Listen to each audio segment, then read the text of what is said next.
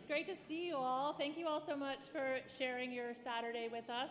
It's fantastic to see so many faces. Hopefully some of the folks that are outside will make their way in. Before we get started with the remainder of the program, we would like to invite our esteemed guests to come forward and provide us with a libation ceremony to welcome everyone.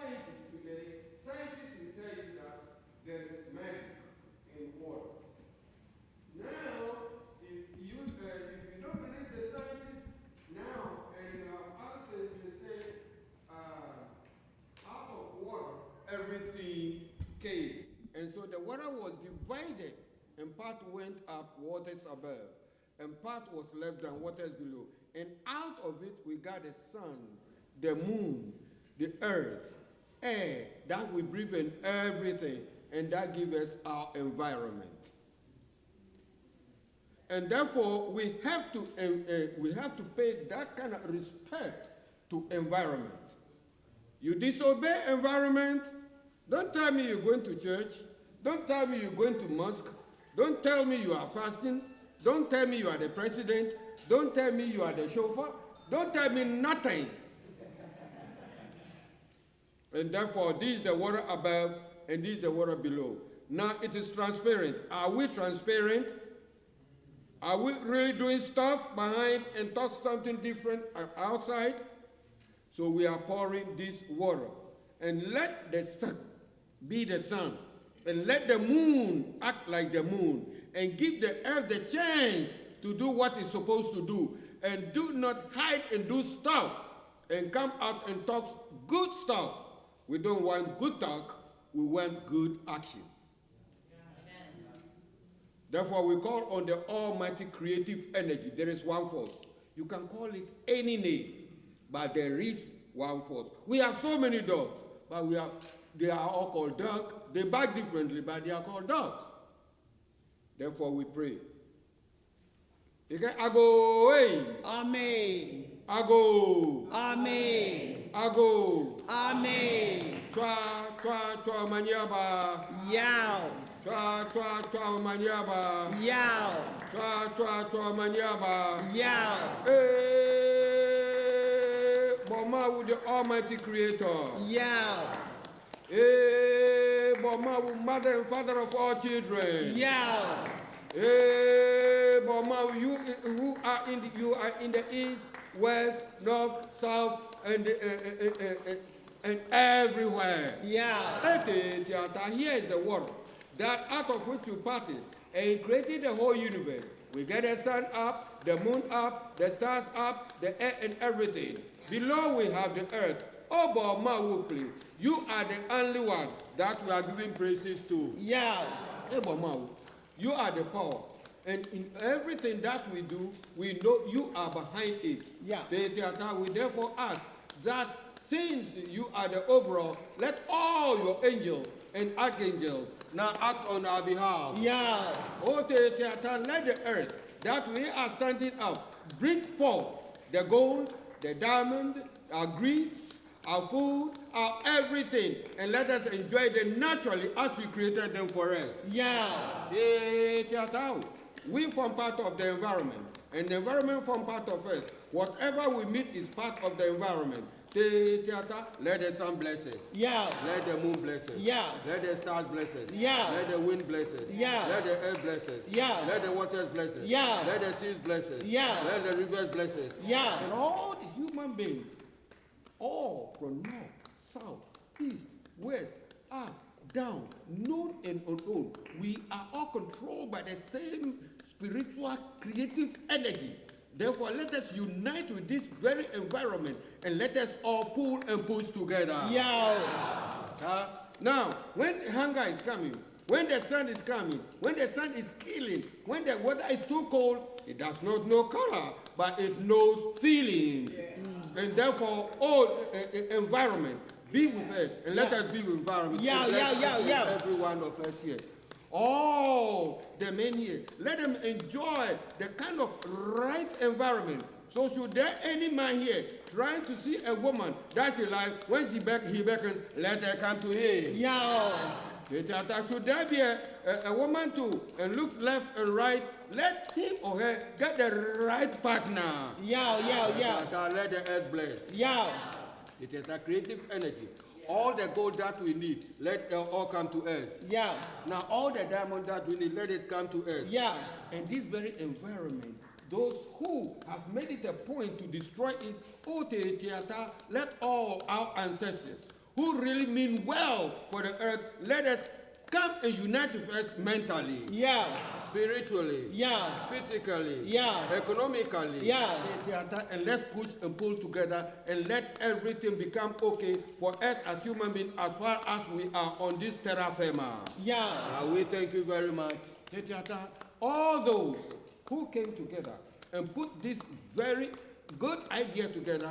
If there is sickness, if there is not so good, if there is anything not so good, remove it from their way. Remove it. Yo. Bless their wife. Yo. Bless their husband. Yo. Their children. Yo. Be them male. Yo. Be them female. Yo. Bless their goats. Yo. Bless their dogs. Yo. Bless their house. Yo. Bless everything that they have, because they have this very good mentality for mankind, not for me kind. Oh, but my word, please. We need not talk too much. We know what we are asking here today. All the accidents and incidents that might come here, you remove them all. Yo. We thank you very much.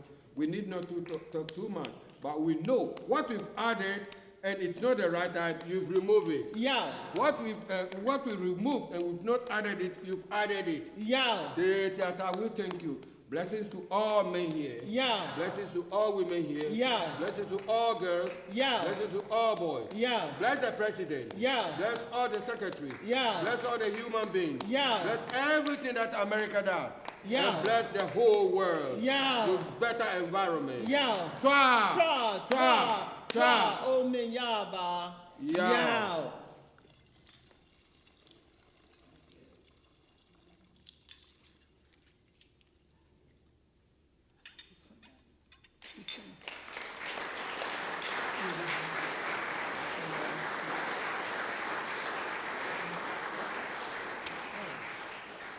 All right. Hello, everyone. Thank you again, Ms. Ioka and Mr. Ni. Thank you so much. I'm going to leave this here, actually. We have one. All right. My name is Anna Prizia. I'm your chair for the Alachua County Commission and elected to District 3. And I'm really excited to be here today and was really blessed and grateful to be asked to be the MC. I have a few quick announcements before we get started. First, I want to feel those ancestors and feel the honoring of them and this Timucua land that we stand on. So please keep that in your heart as you're here today. Next, I want to thank all the organizations that put this together, the people whose hands and hearts went into it, as well as all of the groups that helped to contribute to it today. And I wanted to let you know that this is a zero waste event. So we have a zero waste station that is located near our food station. There is trash, there is recycling, and there is compost there. So we ask that as you're moving throughout your day, eating, drinking, that you please use that zero waste station and follow the instructions that are there for all of your waste. Rather, if you see another trash can, maybe just don't use it because we don't want food spread out all over the site. Use that zero waste station in the back there by the food. Let's see.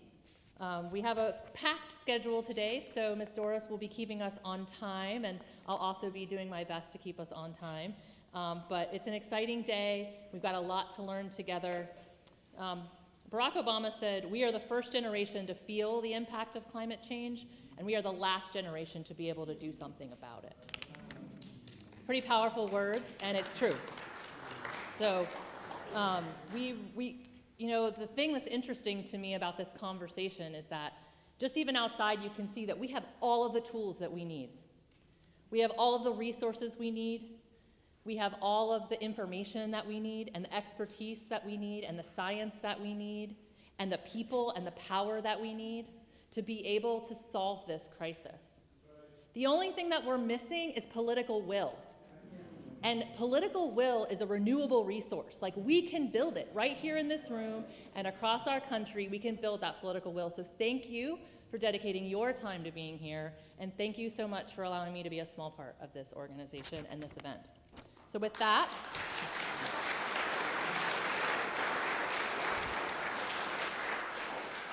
I'd like to introduce Ms. Evelyn Fox, our president of the NAACP, to share a few words.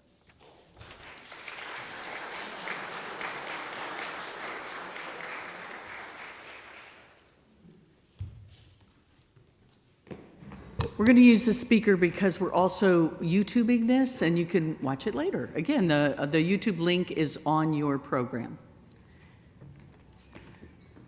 Good morning. Good morning. Good morning. We're excited about this group. On behalf of the Alachua County branch of the NAACP, we welcome you. We are just delighted that you've come to share this great event. Our chair of the Environmental Climate, Nkwanda Ja, has done a fantastic job, her and her team. Let's give them a hand, please.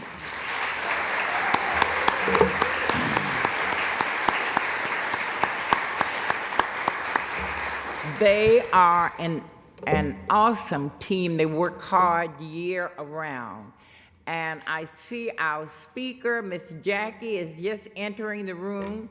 Jackie, we are so happy to have you. For those of you who have not met Jackie, she is world-renowned when it comes to environmental justice. And we're glad that you are back here in Gainesville with us.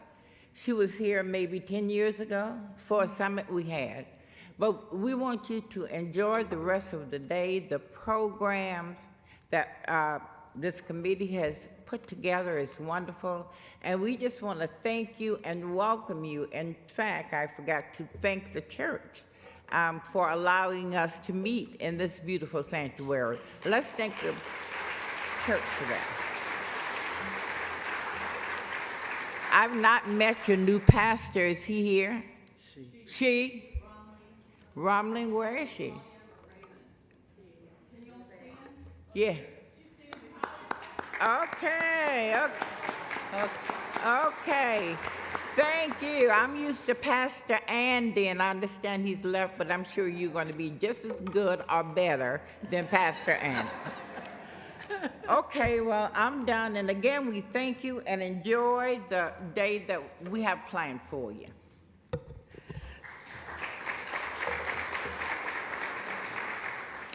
So again, good morning. My name is Nkwanda Ja, and I am the chair of the Alachua County branch of the NAACP's Environmental and Climate Justice Committee. I've had the pleasure of chairing this committee for a few years now, and I'm very, very happy to do it because one of the reasons, well, the environment, I want to spend the rest of my time on this side of the soil doing this work. I think that it's very, very important. And I've been blessed to have a group of people to work with that when we say we're going to do something, and they step forward with it. Last November, Jackie Davis and I attended a climate reality event out in Houston. And I could see that Jackie was getting very excited, even from the beginning. I mean, within the first hour, she was like, oh, we can do this. Oh, yeah, we should do that. And because I worked with Jackie Davis before, I know that when you say yes, you better be ready to hit the ground running.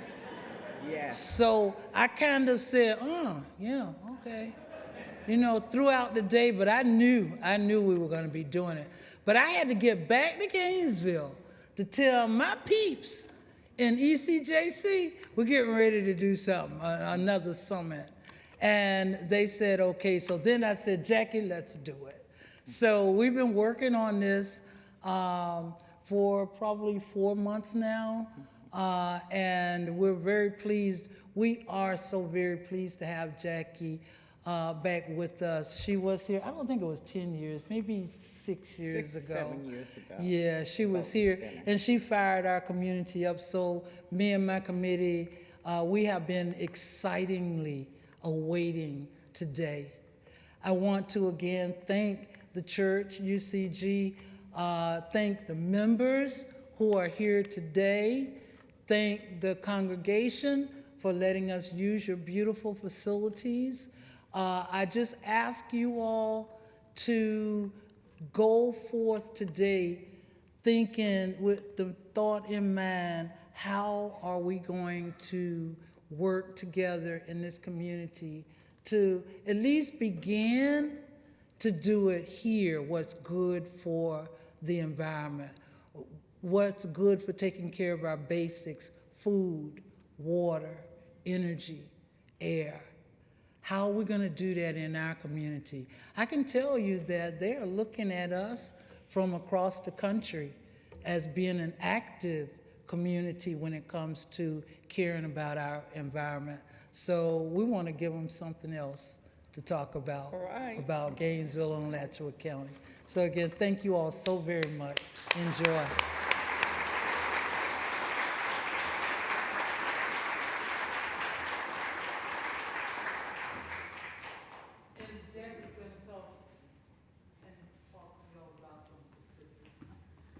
I'm just here to tell you where the bathrooms are, the important stuff. Okay, in the back there, there's a glass window. That's the baby cry room. So if you need to burst into tears, you could go in there. But it also has a bathroom, a gender-neutral bathroom there. And then on the right, there's a brick building that is the office. It is locked, but on this end of it are 2 bathrooms, and it's unlocked. You can go in there. And then after this opening session, we're all gonna march down there where the coffee was. We're gonna keep going, grab our lunch, and go to the breakout sessions. So your lunches will be in the kitchen, and you take your box with you to your breakout session. It's a working lunch. Also, there are coolers with drinks in cans. They're recyclable. So grab that too. If you go from the kitchen, you keep going straight down that hall, back outside again, there are 3 more bathrooms. 1 gender neutral, and then 2 regular. And then past the bathrooms, you'll see classroom 8, which is water, breakout session, and classroom 9, which is food, breakout session. And on the left of the bathrooms, you'll see the west wing, which is energy breakout session. And right across the courtyard from us is health, which is another breakout session. Okay. And people that have a name tag that says volunteer, they know where the bathrooms are, so you can ask them.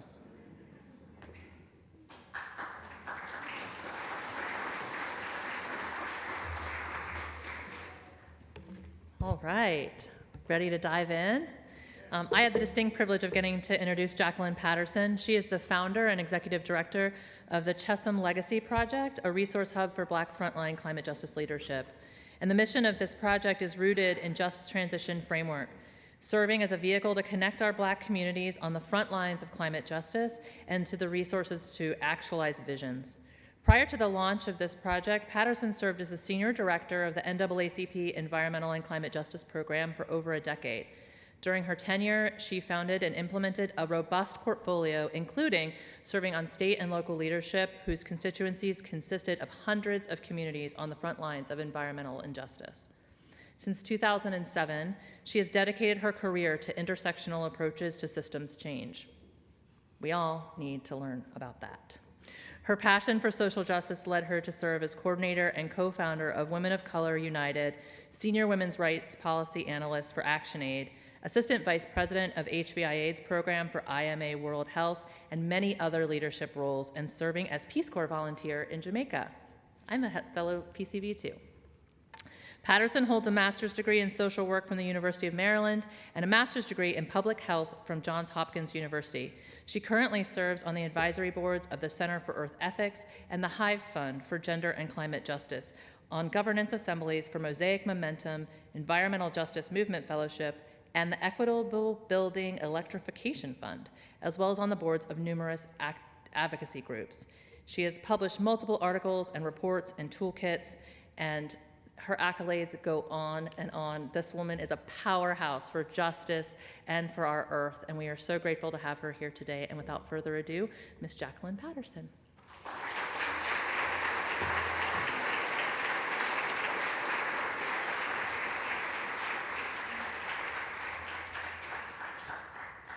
Thank you so much, and good morning, everyone. It's an honor to be here with you all. Looking forward to having this conversation with you. Take off my mask here. So yeah, I'm hoping we can do some interactions, but I'll just start with a few opening remarks. And I'm actually going to take us through several videos because A, I'm an introvert, so that'll help, and then B, it also follows the principles that we have called the Hamesh Principles of Democratic Organizing. There are 6 principles around how we do this work, and the first principle is let the people speak for themselves. So when I have the privilege to be able to come and tell you these stories, we want you to also hear directly from people telling their own stories. So I was asked to really speak about the global connections around climate justice, and so really paving a path from local to global, how we all sit in this global context. And so I am going to start with a video from Uganda, where people are talking about the impacts of climate change in Uganda. So the gentleman whose name I do not have, but he's going to play the first video for us.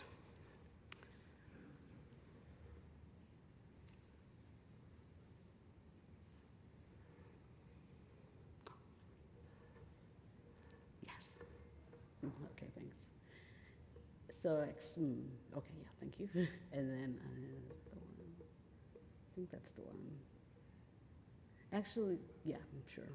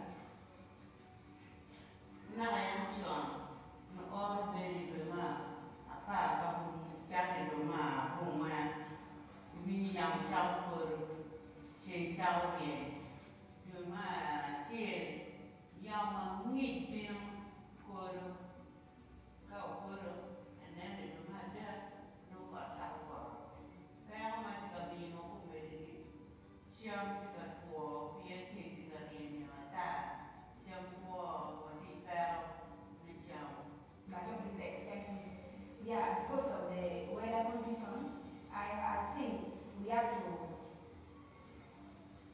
do what? We have to plant more what? More trees to let our weather come back again. Because I'm seeing people that are overcutting trees too much. That's why the climate is changing. Personally, the change has affected me in a way that a person who used to tap rainwater, now I have to opt for tap water. That is very expensive. Like a jerrycan goes for 300, and yet rainwater is free of charge. So it has affected my economic status.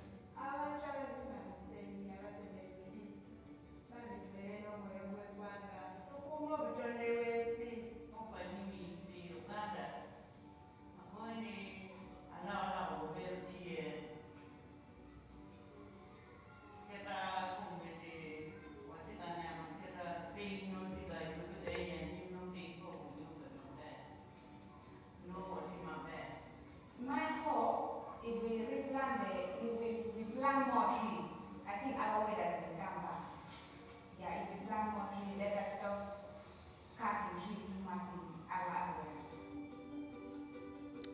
Yes. So I really wanted to start there because you can see the same stories that people are telling in Uganda are the same stories that we're experiencing here. We have places that we love, that we adore, that as they talked about in the very beginning. And a lot of times when people talk about climate change and the impacts, particularly in sub-Saharan Africa and otherwise, it's always this kind of talking about the negative impacts and the devastation, and we have to remember and it's definitely true, but we have to remember the beauty that there is to be preserved, and how much people there honor the beauty in the same way as we honor our national parks and so forth.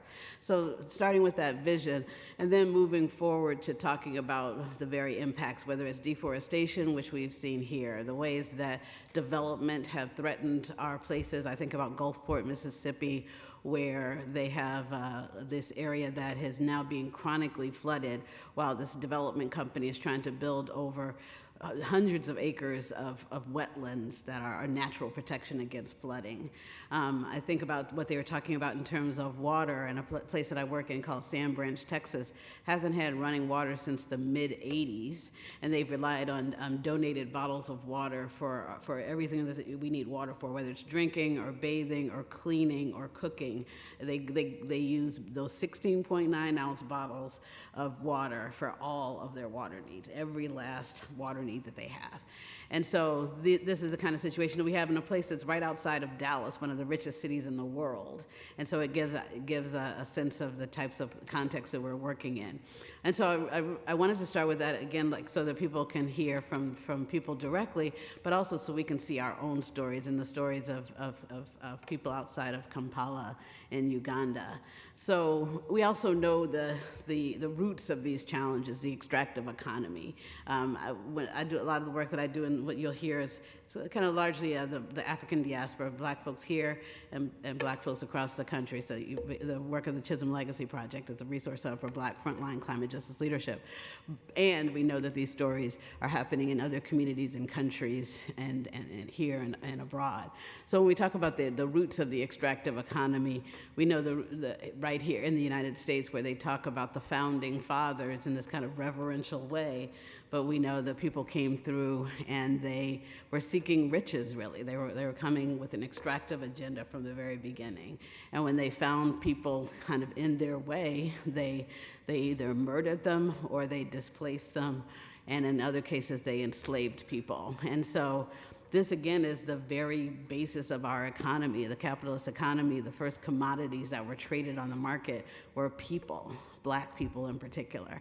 And so this is where, so it's not only the way we've treated the people, but also how we've treated the earth in this extractive way. And so we're bearing the cost of that. And so the stories that we'll hear a little bit more are really sharing the fact that we can't tweak a system that's doing exactly what it was designed to do, which is enclose wealth and power in the hands of a very few, because it's not designed to be one where we all prosper. We have to reject the kind of myth of scarcity and embrace the abundance of the reality of abundance, that our earth was designed to regenerate. So everything that we need we have a regenerative relationship with, if we just lean into the laws of nature, if we lead into to biomimicry and just kind of replicate in how we live our lives the way the earth was actually designed. So we have another video that we'll play with the gentleman in the back. Sorry about that again, not knowing. So this is from Curtis Bay in Baltimore, where I live. And again, we hear similar stories from people living in frontline communities. My name is Destiny. I was born and raised in Curtis Bay, a tight-knit community in the city of Baltimore. Curtis Bay is my home, and it means a lot to me, which is why I want to show you what it's like to live here. Here's my high school. Last year, a group of students and myself created a human rights group called Freedom Voice. As a group, we transformed the way that we look at the world in terms of our basic human rights and what we want for ourselves, our families, and our communities. We have a lot of things that we're proud of in our community. This is our garden. Beautiful, isn't it?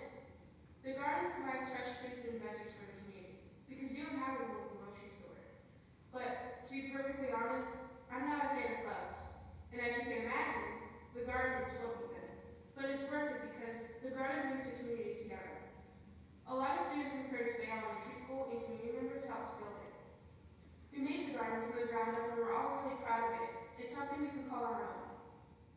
Now I want to show you our park. Our park can serve as a kind of sanctuary, a safe place where children can have fun and be themselves. It's kind of like living in your own little universe, a place where the ugliness of the world isn't allowed. All communities should have this, but we don't. Come on, there's one last place I want to show you. This is Curtis Bay's backyard. Growing up, I knew the industry was here. I could see it, I could smell it, but I learned to ignore it. For some reason, I never felt welcome. I wonder why. Over time, it was almost as if it wasn't there, but it is. Curtis Bay and communities surrounding it are suffering on a daily basis. The pollution threatens our health and our environment. We know the air we breathe isn't clean. We know this, however, we lack answers to basic questions about how bad it is. What's worse is that we often don't play a meaningful role in the decisions that affect us. And the only ones who seem to be paying any consequences are community members who have to breathe the air. We suffer the most.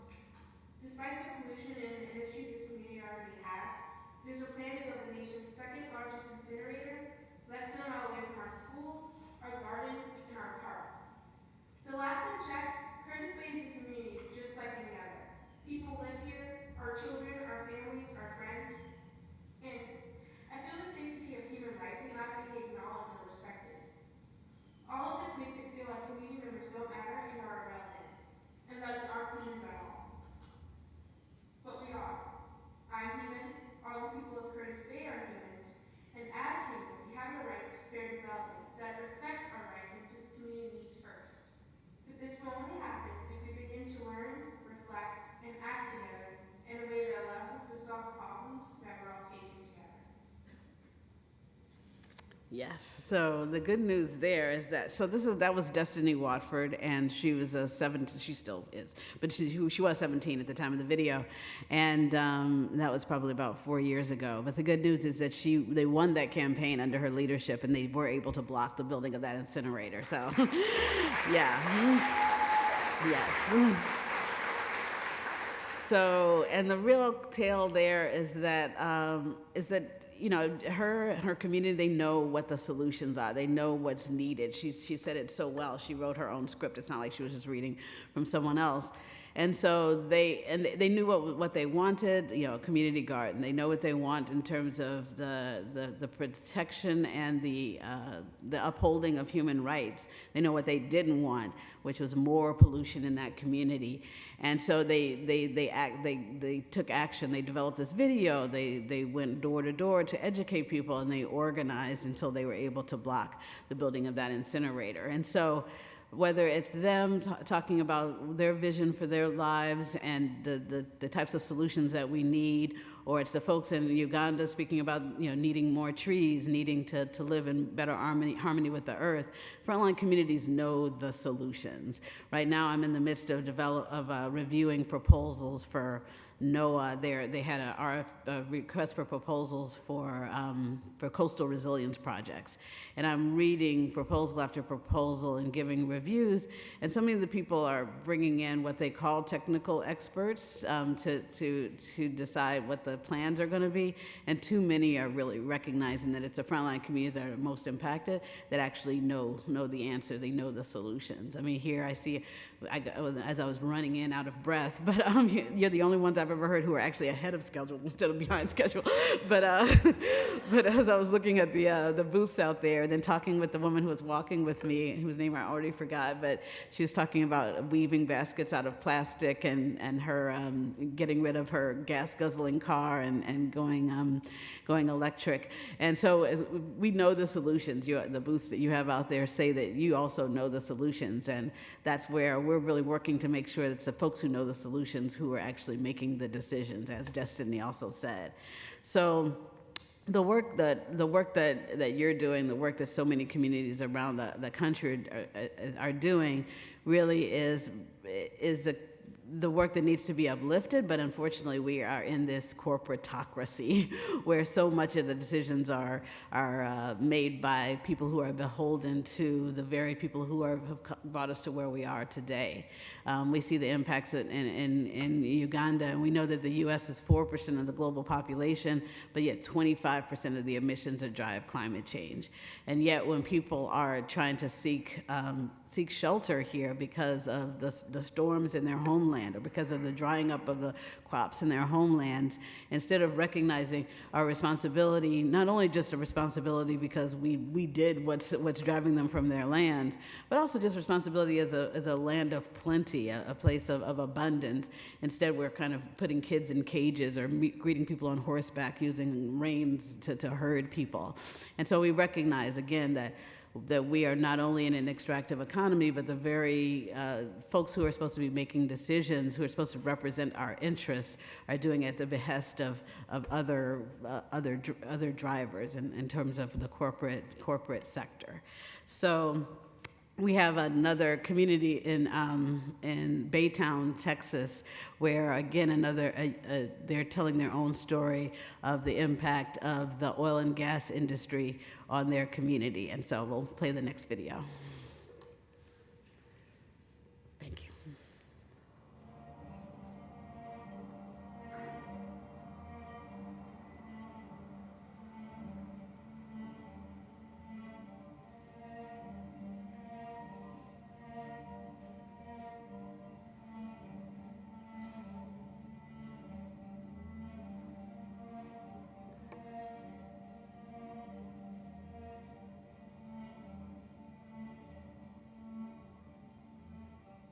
The city of Baytown is made of old money, lower to middle class families, and pollution. But if you get the job at a chemical plant, you don't have time to think of a solution. I guess my brother, my uncle, and my cousins are sellouts, because they went industrial instead of the drug route. Refinery city lights and pipes run along the Gulf Coast, the smoke rolls with sulfur air. It's a wonder. Anyone's able to take a breath. We're so used to it, we forget. Soon, the sons and daughters won't be able to drink the water. They say the first priority is the people. The people are the ones being excluded and uprooted. Just ask Alachua, ask George Washington Carver Elementary, or ask the suburban areas. Exxon Sacrifice, aka Brownwood neighborhood. God bless social media, but Flint ain't the only case of complexion without protection. Baytown, aka Dirty Bay, is surrounded by giant toxins, threatening the city in every way. We see the huge still from our window sills make jokes as we choke. We've been possibly dying from this kind of poison oak. It's no mystery that the Black and brown communities are being targeted. Black Lives Matter, but not when they're expendable and making money is good for the market. Give them a fine, it's fine. They can afford it. We live with the headaches, the shortness of breath, and watery eyes. They keep building, we pay for it. Constantly trying to heal ourselves and repel the environmental destruction. Breathe it in. And breathe out.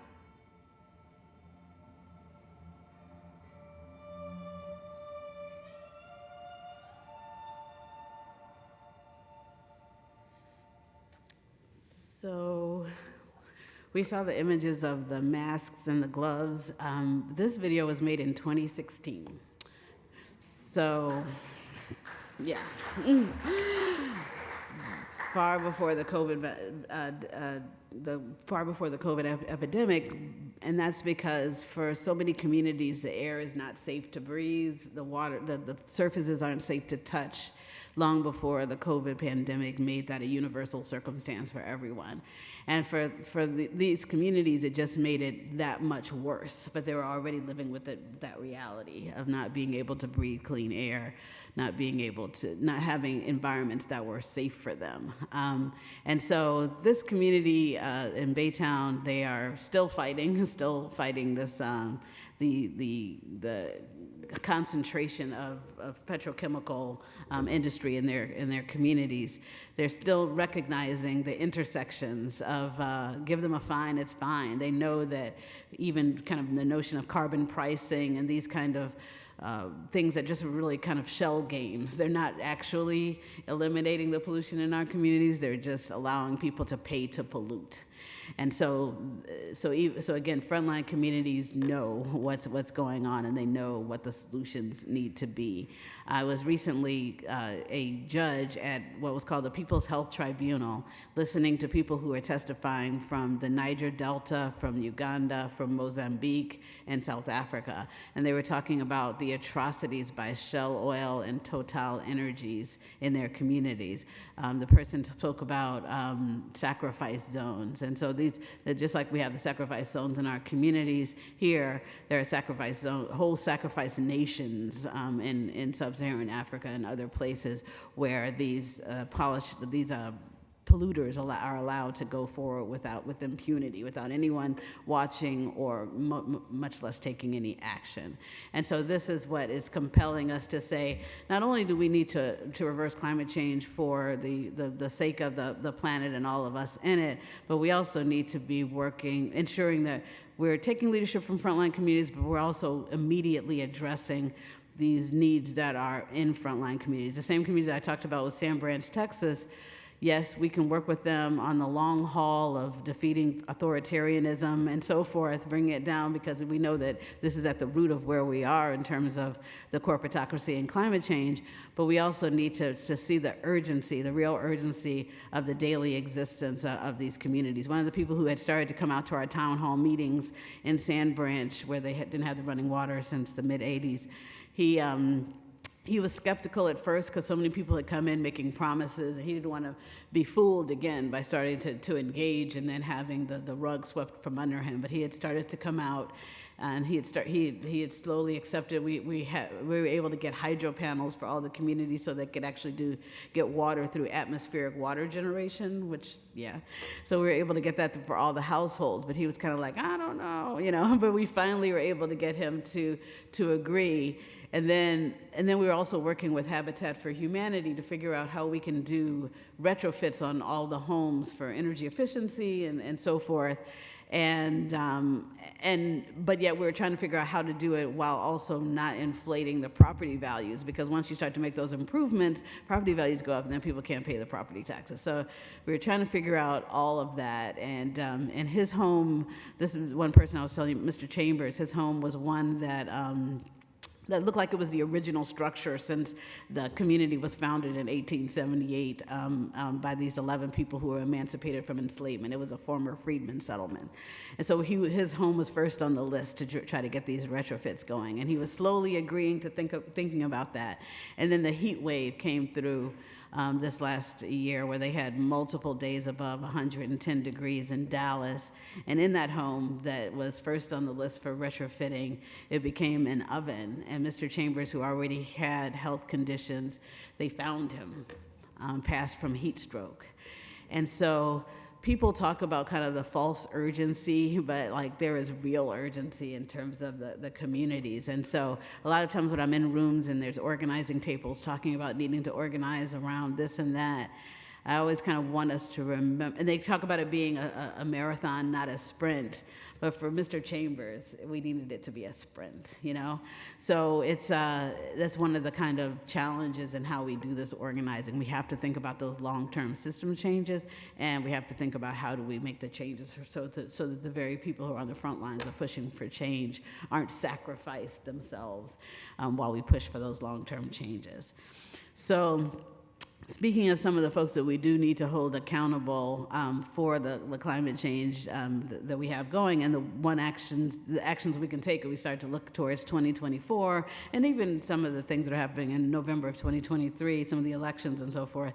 This next video is going to lighten the mood a little bit while calling out some of the folks who are responsible for where we are. So, next video. Thank you. Andrew, Sandy, Ivan, Katrina. Since 1954, the World Meteorological Organization has been naming hurricanes and tropical storms. But what did these people do to deserve having their names attached to this? As climate change continues to create more frequent and devastating storms, we propose a new naming system. One that names extreme storms after policymakers who deny climate change.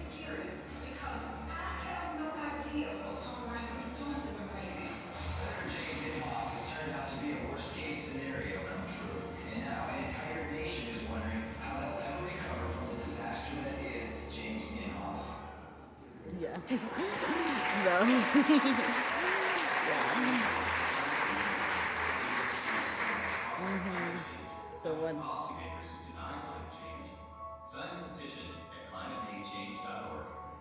Before John Boehner floats your entire city away. Yes, so a little levity there. We need that to get through it as well. So, yes, there's a friend and I, we've been just counting down on the writer's strike ending so we can get back to watching late night television because all of this that's going on, we need some levity to kind of keep us going through it all. So we're looking forward to getting back to Seth Meyers and so forth with his kind of cutting repertoire on all of this. So yeah, but that really kind of gives us a sense of some of the routes that we need to take. So we've talked a little bit about the behavior change, things that we can do individually, but also recognizing that is this larger system, this corporatocracy, the industries, the policymakers who are denying climate change and therefore not doing what it's going to take to reverse the progression of climate change, which we only have less than 10 years to do at this point. And so when we think about those changes that need to happen, they're major transformational changes in terms of dismantling the system as it exists.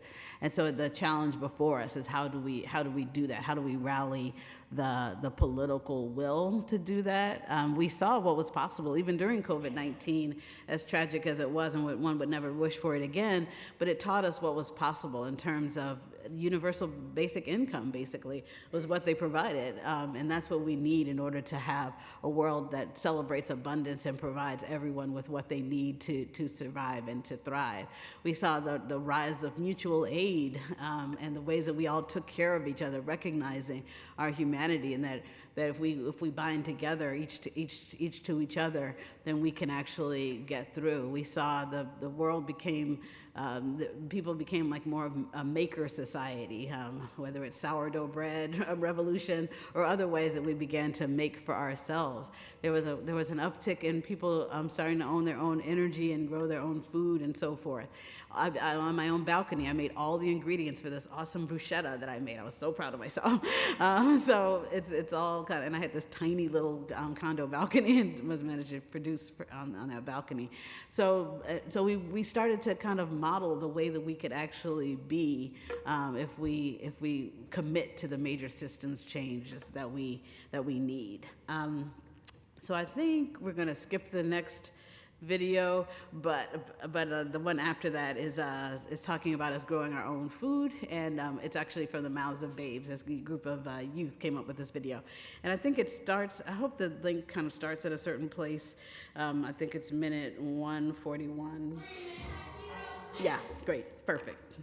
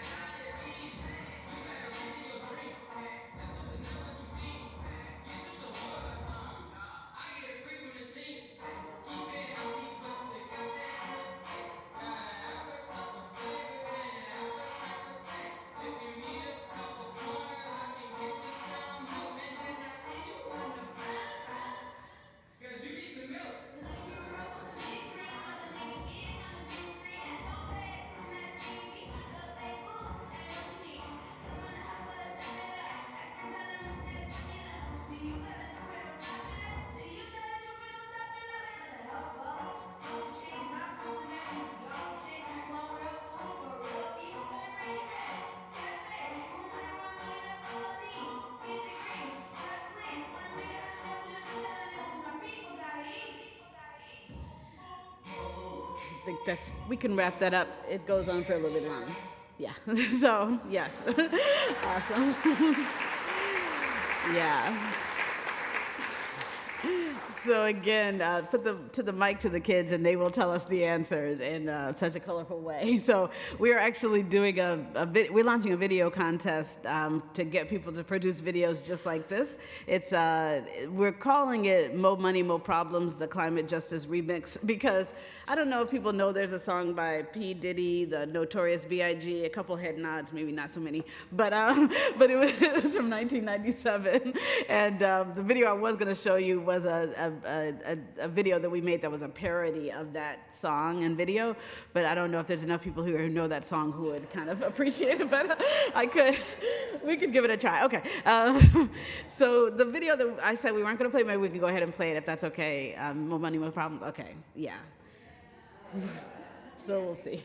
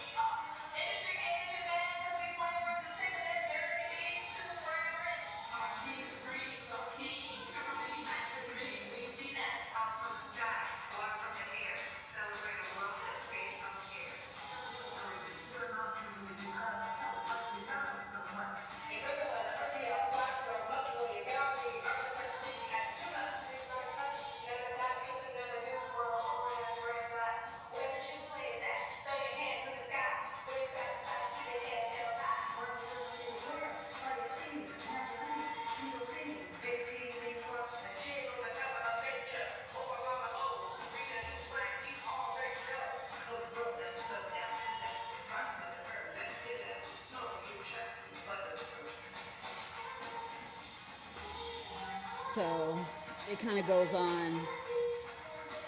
Yeah, this is just a vision of what we want, but I won't go through all that because it's another couple minutes, but just a fun thing we did. So, yeah, so with that, we're kind of throwing down the gauntlet to get other people to do the same. So we're going to be featuring that. I think we'll be releasing that this week. So if anyone you know has any video making prowess, songwriting prowess, we invite you to join us. Top prize is $10,000. Second prize is $5,000, $2,000, and then we have 3 honorable mentions at $1,000 each. So stay tuned. So yeah, as we think about the change, the world that we want, as you see, the video kind of calls out the fossil fuel industry, but it also says that, so the first verse was kind of sung by Mother Earth, the second verse was the community, and the third verse was Mother Earth and community coming together. And then the chorus in the end is, we all know that if we unite in unity, Mother Earth and you and me, we will live in harmony. And so that's the kind of progression, starting from where we are to where we should be. And so I'm, again, excited that you all have come together for this climate change summit, recognizing that it is in the unity that we have together that we can see the changes that we want in the world. And we know that there's people all over the country and world who are already doing what needs to be done. I was recently at a gathering for this group called Shine, where women are owning their own energy in sub-Saharan Africa. It's a renewable energy project throughout sub-Saharan Africa, women-owned energy. There's projects that where the Global Eco Village Network, where people are starting to, again, grow their own food across the world. People have always grown their own food across the world, but people are being resourced to have local food co-ops across the world. And here in the United States, we have projects like Dat Farm in New Orleans. We have the Soul Fire Farm in New York, and places in here in Florida. There's a group that we work with called Smile Trust in Southern Florida, and they're working across the state to really to lift up localism and local self-reliance. We know that people are starting to, there's a group called For the Love of Water, where they are doing work around local water co-ops and municipally owned water, but that is really has a community advisory board that is making decisions around that water and pushing back on privatization. We know the work that people are doing around healing justice. People like Joyisha Dutta and others are recognizing that there is so much harm from the extractive economy, from the traumas of the extractive economy, from the ways that people have been pitted against each other, that we need to be intentional about healing justice in order to get to where we need to be. And so there are already folks who are rising up and taking the types of action that we need to push back against the bad, and more importantly, to build the good, to build the alternatives. And so I want to make sure we have enough time to chat amongst us, but I want to end us with one more video that kind of lifts up a global vision of where we can be. The person who has written it, her name is Kathy, and she's from the Marshall Islands, and she actually read this poem. It's a poem that she wrote to her baby, her 8-month-old baby at the time, and she read it at the UN conference, where the Paris Agreement was signed. And her reading that poem was actually a pivotal moment for the entire conference. So, yes. Here we go.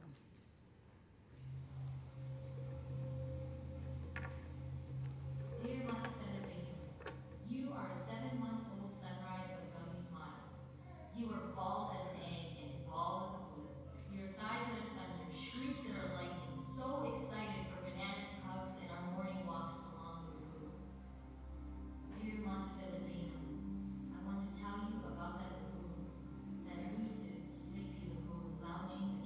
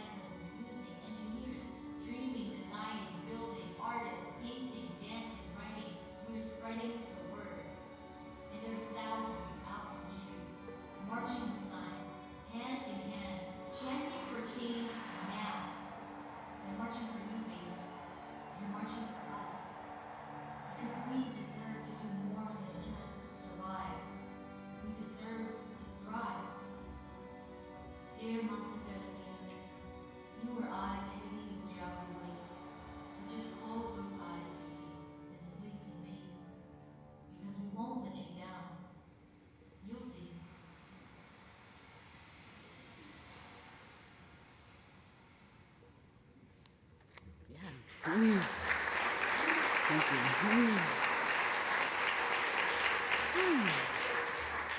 So I think we'll have a little bit of dialogue, maybe. I don't know whether Kwanda is that okay. I think maybe they're consulting, but thank you, and hopefully we can have a little bit of conversation here, and we'll see. Okay, good. Thank you. Stand and project so that people can hear the question, and I'll just sort of, call on folks. So raise your hand if you'd like to ask a question or make a comment. Yes, ma'am. Please stand and project. Hello, everyone. I'm wondering what it would take to change the zoning, the local zoning, to protect the environment. All right. Her question was about how do we change zoning to protect the environment. Would you like to try to tackle that? So because I don't know how it goes here, there might be someone who knows that better. But, go on. Were you gonna say something? No.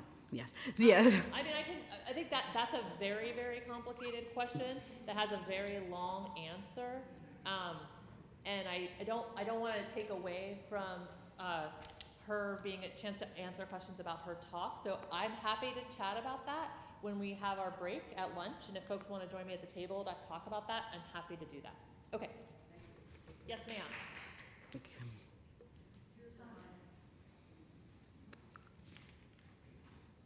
Thank you, Jackie. Nancy Darren. I have a question about why, in all these emergencies and then the ongoing water crisis in so many places, did they use the little bitty bottles and not at least go to 5-gallon recyclable ones in those long-term kind of situations? I just don't understand. Yeah, and to add insult to injury, because it's an unincorporated area, so they also don't have trash pickup. So all of those bottles were burned every week in these, steel drums, along with all the other household waste, creating mini incinerators and an unbelievable level of toxic conditions in that community. It's appalling. And so part of it is because it's an unincorporated community, they aren't getting, what we should all get in terms of just, access to a piped water system in the first place. And so there's no one really and because it's an unincorporated community, there's no one kind of taking responsibility for what's happening in the community. And so people are just donating. So all those bottles that I'm talking about, it's not that they're buying those bottles of water, people are donating. And so people with good hearts are coming in with these cases and cases of those bottles, and that's what they've chosen to, because that's what you can get on sale at Costco or whatever. The sales don't tend to have like big cases of 5-gallon bottles of water. So I think that's just literally a practical thing that happened. And so when we first started working there, our first thing was like, how can we get like a water buffalo or one of those things in order to. And then it quickly just got us to doing this hydro panel thing so that people can just have water coming out of their tap like other people. But yeah, I think it was just a practical reality of the donation system. There was no actual system. So that's what ended up happening. Yeah.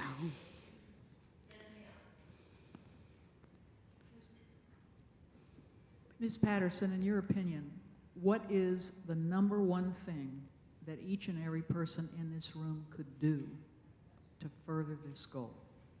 Thank you. It's a good question. I think in some way, and this might reflect a bias, but I think being an informed voter, in terms of voting the folks who actually stand for these things, who can make the decisions that are going to change the system itself, is the most important thing that can get us to change at the scale that we need this change to be. I would definitely say that, and maybe if I can make a two-parter to that is also just tell that story, vote and tell the story of why you voted the way you voted, so that people also start to get educated as they go to the ballot box as well. So I would say getting civically engaged. Yeah. Yeah. Too. To be honest with you, that's probably the perfect and most succinct answer to the zoning question. Yeah. Okay. Yes, good morning, and thank you so much for coming. Thank you. I have a question because I've been recycling for 30, 40 years, and I know in the country about only 9% of plastic is recycled, so that's pretty sad. But my question is really about the big polluters. Have you seen any change in large corporations to really address seriously climate change? Thank you. It's a very good question. I am seeing some modest changes, modest to moderate changes. So we have, so for example, Microsoft, interestingly enough, reached out to us when I was at the NAACP, and now I'm still working with them. Their procurement centers, not their procurement centers, their data centers they use as much electricity as some small nations. Like those data centers take a lot of power to run. And so their procurement department reached out to us to say, how can we start to run these data centers on clean energy? And so we started to have a conversation with them about how they can buy clean energy from local producers, locally owned clean energy production. And so that became a good conversation around how to build a local economy while moving towards clean energy. So that was progress with, as much as one can with the Microsoft situation. And then we have kind of the other side, that's where we have some of the big fossil fuel companies that are now starting to increase their clean energy portfolio, which one could see as positive, but given their practices around the fossil fuel, it's not just about them using fossil fuels. Like, they're nice people who happen to use fossil fuel. Their practices around fossil fuels have been so harmful that that's not to say that even if they're using clean energy, those practices won't continue. And so that's where we've got a little bit of a problem there. So we have places like Patagonia that has given their whole kind of wealth to frontline social justice causes. That's another good example. Ben & Jerry's also, where they not only are giving a lot of wealth to frontline climate justice and other social justice causes, but they're also being very deliberate about how their ice cream is produced and partnering with local folks, like in Yonkers, New York, for example, working with people who are formerly incarcerated who make the brownies that go into that brownie-based ice cream. And so we have those kind of examples. So that gives you a bit of a range, like the greenwashing side, the good side, the kind of in-between side in terms of what corporations are doing. Yeah.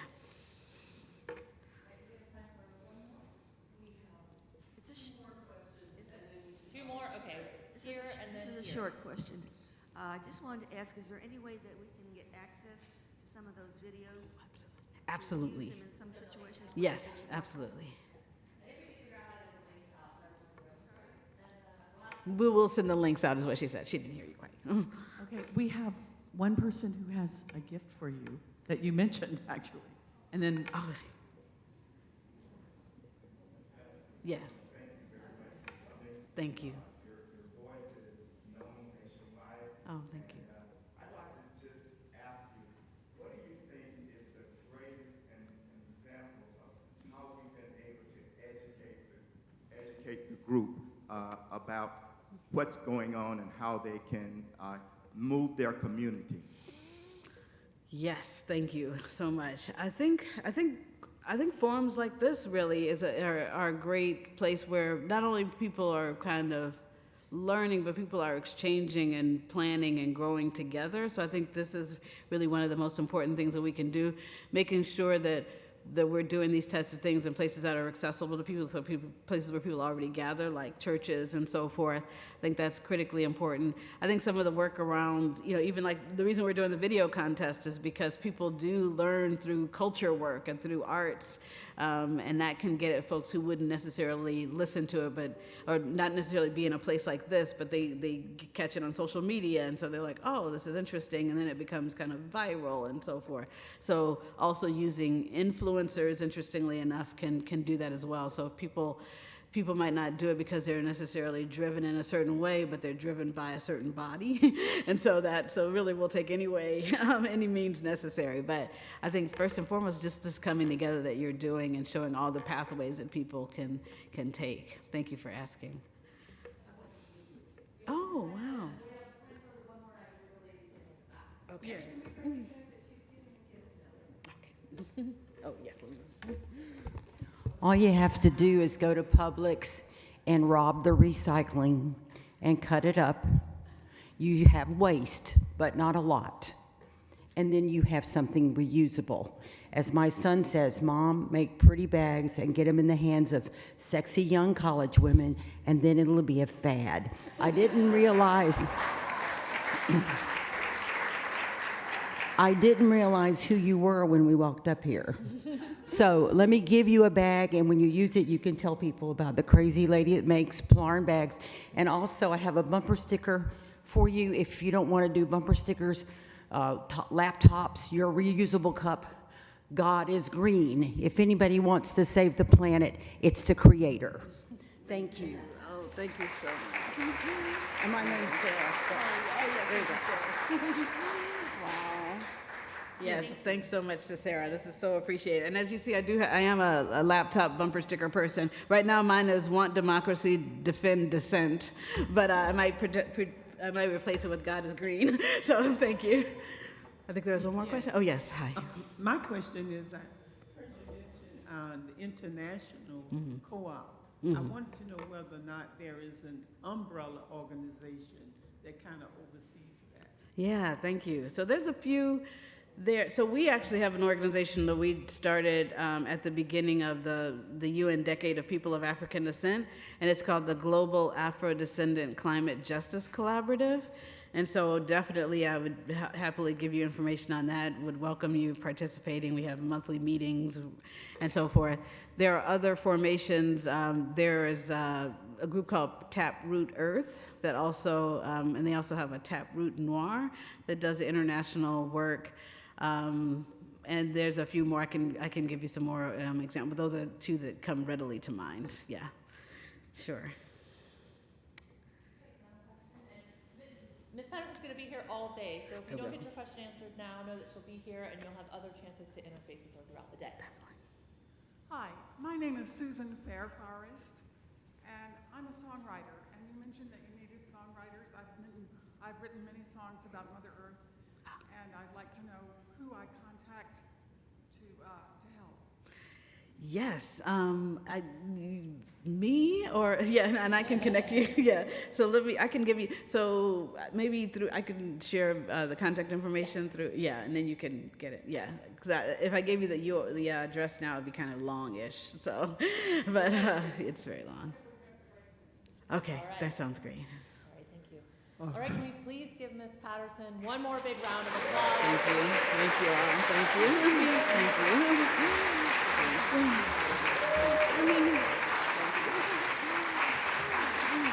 Thank you all. Thank you. Bye.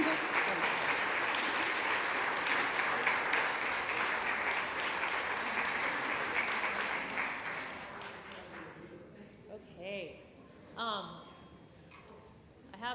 I also did, to Ms. Patterson's conversation about voting, I did want to recognize two amazing other elected officials we have in the room today, Mayor Jacqueline Randall and Mayor Gianna Williams, who are here talking about climate change. So as you're thinking about your votes, you at least have two amazing women here that you can consider voting for.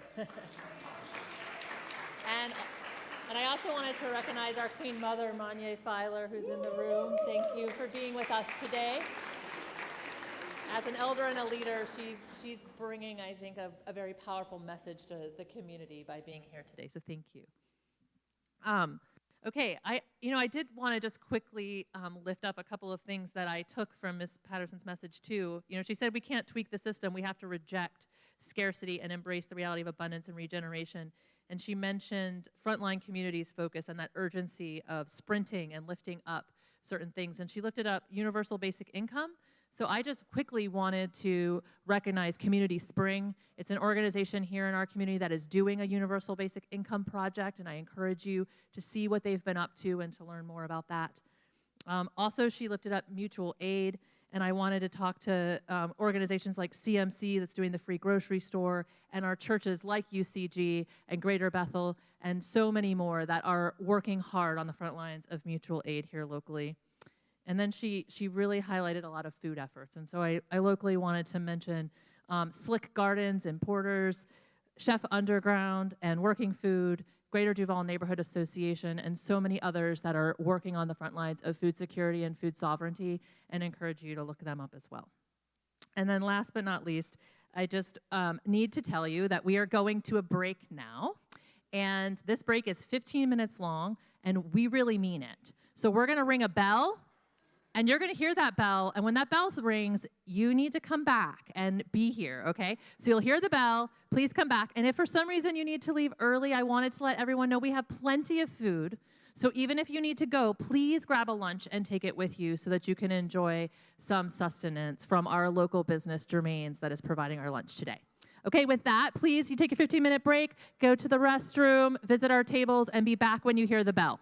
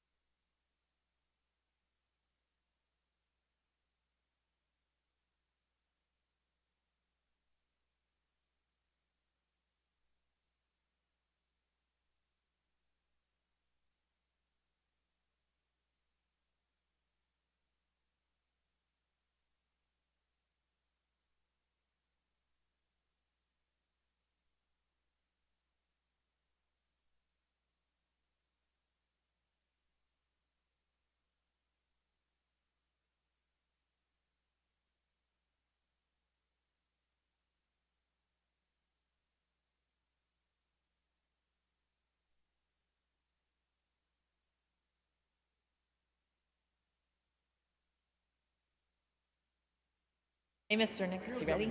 Ooh, this mic's on. All right. Thanks. Oh, the flying pig. Awesome. Good.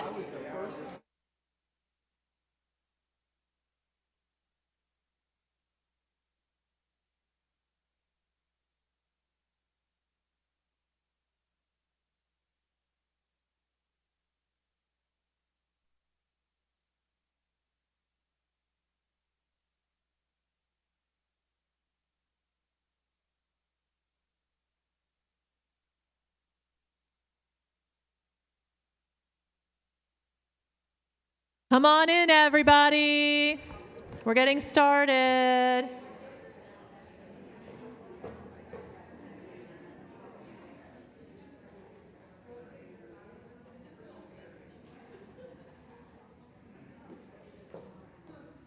Okay. Yes, ma'am.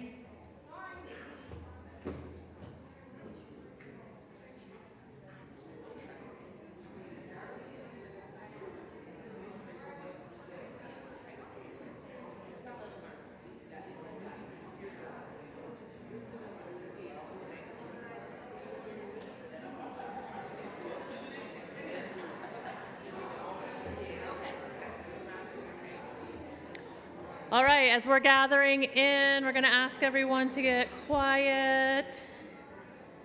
Okay. People are still trickling in, but we want come on in. Someone needs to ring the bell again. Ring the bell again, Jackie.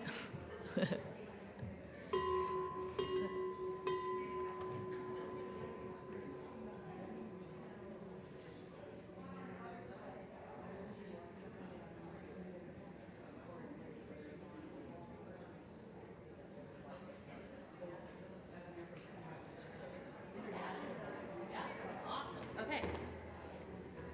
All right, as we're getting ready to get started, I just want to let you know, a lot of you were given those index cards and pens when you came in. Those are for questions for this panel discussion, and our two beautiful women in the back that are from Sunrise, which is an international organization that works in climate change issues, are going to be circulating. They have cards and pens in case you don't have one and you have a question, and they'll also be collecting them. So as you have questions, go ahead, write them down, pass them to them. They'll be collecting them and collating them so we can get to some questions at the end of this panel. Before we start, I do want to say a big thank you to the committee that put all of this together. Like Ms. Nkwanda said, they spent months working on this, and so I'd just like to take a minute. Can the folks that were on that committee, if they're here, please stand for just a second so we can recognize you?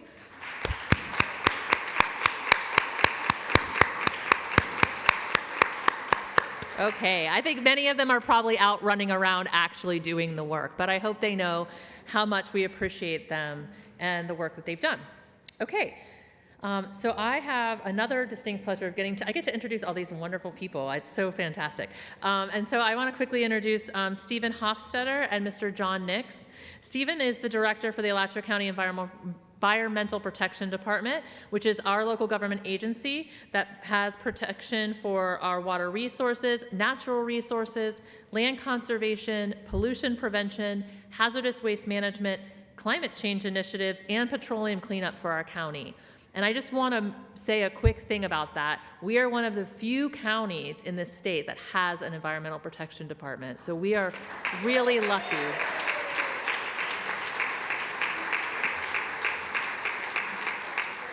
And Mr. Hofstetter is an amazing leader for it. He worked as a natural resources program manager and senior environmental planner for the Environmental Protection Department for 20 years before he actually took the leadership reins. So we're so grateful to have him. And he is a native of Florida, so he loves this land and he knows it well. Next, we have Mr. John Nix, who will also be speaking, and he is also a from Northeast Gainesville, Florida native and a Lincoln High School graduate.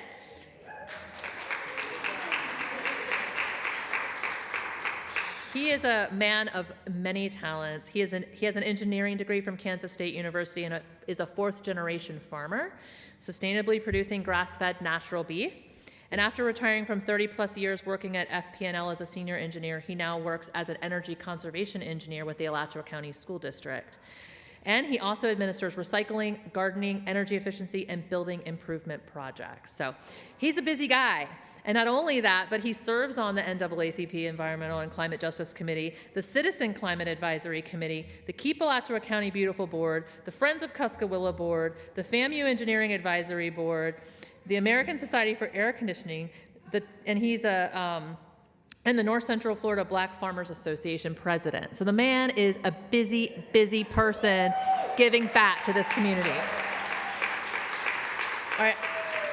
I'm going to turn it over to them, and just so you all know, I guess I'll be the one that's kind of waving at you, so I'll give you a little wave and then you a little wave, and that means you have about a minute to kind of wrap up, and then, okay? All right.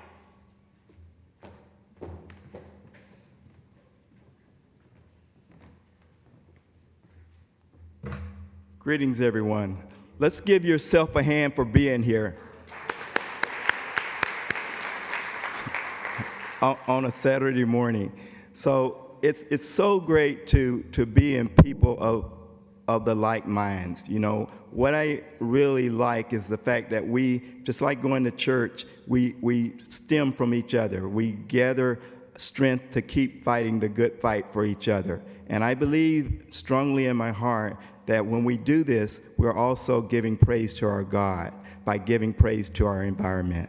So we have done a vulnerability analysis, and basically we've tried to find out if we did nothing, what would happen to different places and different parts of our community in Alachua County.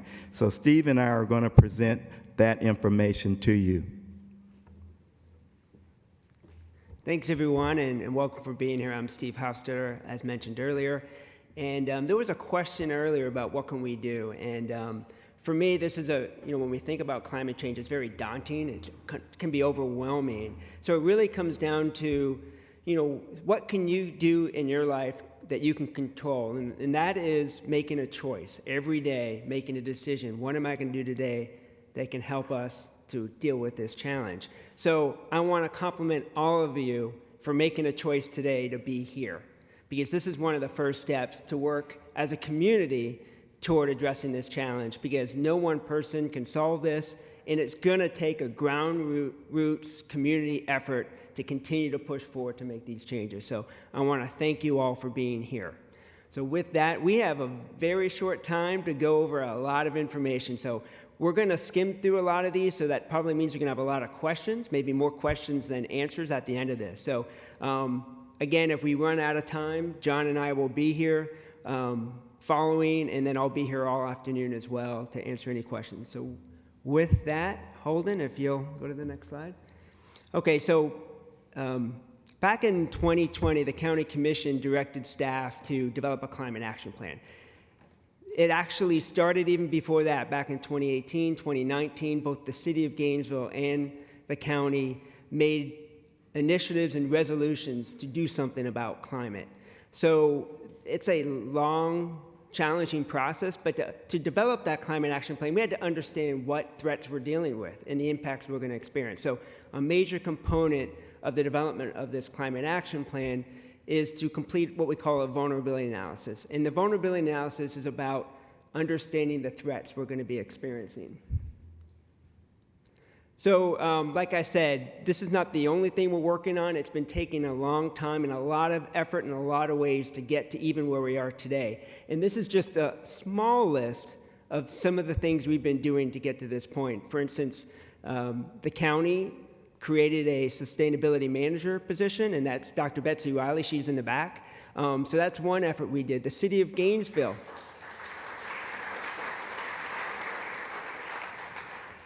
The city of Gainesville created their very first chief climate officer, Dr. Dan Zhu. She's also here this morning.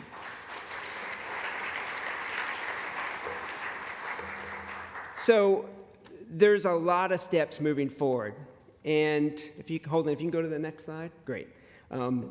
This is an image of the process toward development of a climate action plan. And so The orange and the yellow, those are inputs into the system. And if you notice at the top, it says listening and communicating. That's what this is all about.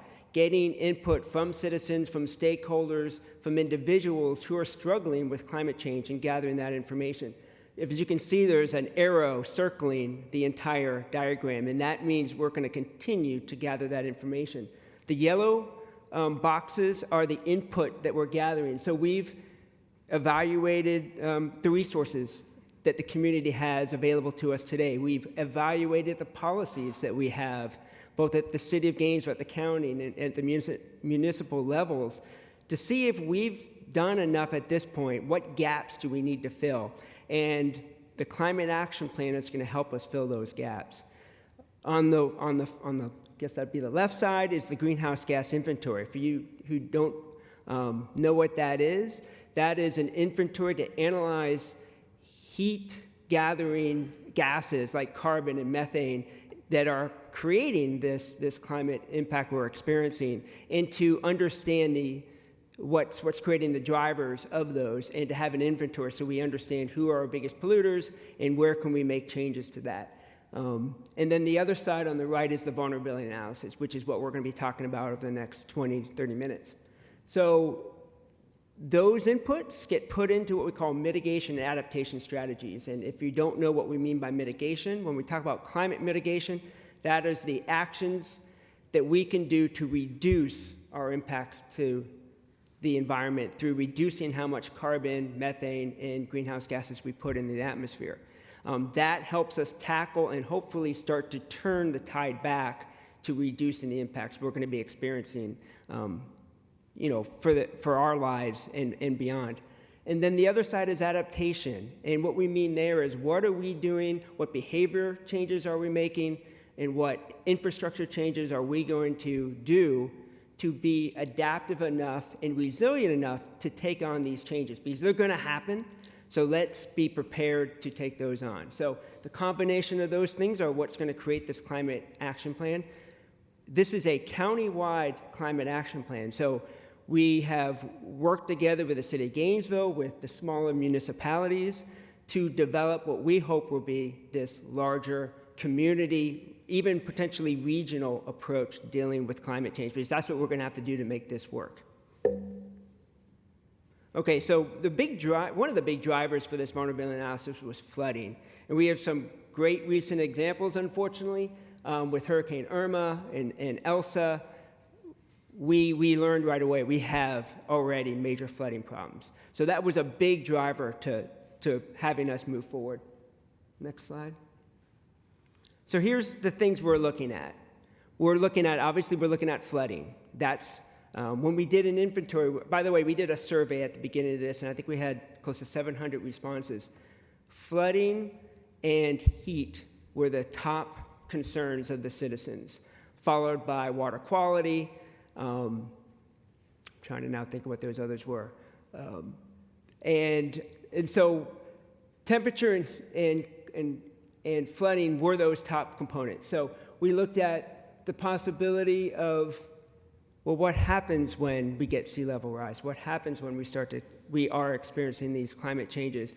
We're going to get more people moving in. And so we're going to talk a little bit about the impact of climate migration, which is the movement of people into our community as a result of climate change.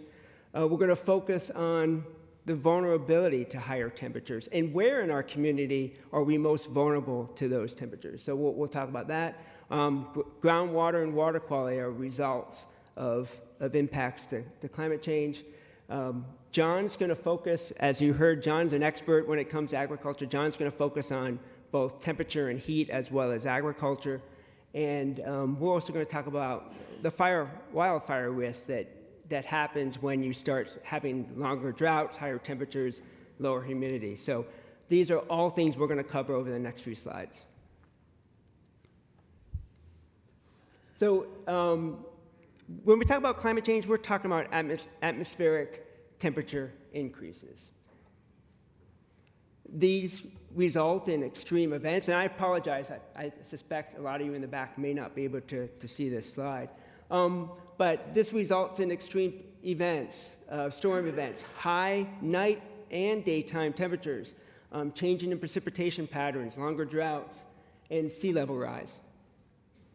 This results in impacting us through flooding, health impacts, agricultural struggles, surface water impacts, wildfire risks are increased.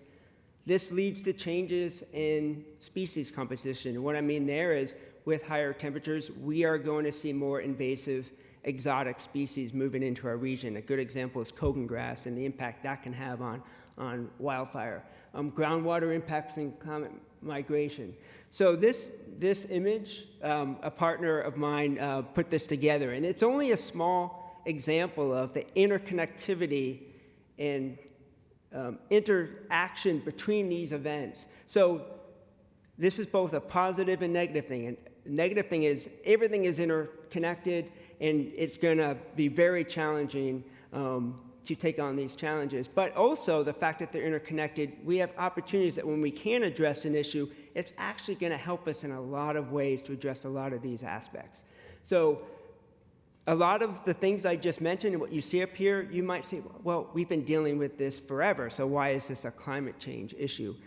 Well, it's about we're marching to the extremes. Climate change is moving us to the extreme impacts to this. So that's why we are concerned and why we're addressing these issues. Oh, and then eventually it's all about water, as my previous director said. When we're dealing with issues, we need to protect our water. So that's another aspect. So the vulnerability analysis is about modeling, and we had a choice. Which model are we going to use? We decided to pick the model that if we don't take action, this is what's going to happen. And we used the International Panel of Climate Change modeling to help us make that determination, which is an international group of experts that many of you are familiar with. So what you're going to see now over the next slides, and I'm going to turn this over to John, he's going to start off, is we're going to talk about the results of what our community can look like in 2040, 2070, and 2100 if we don't make those changes.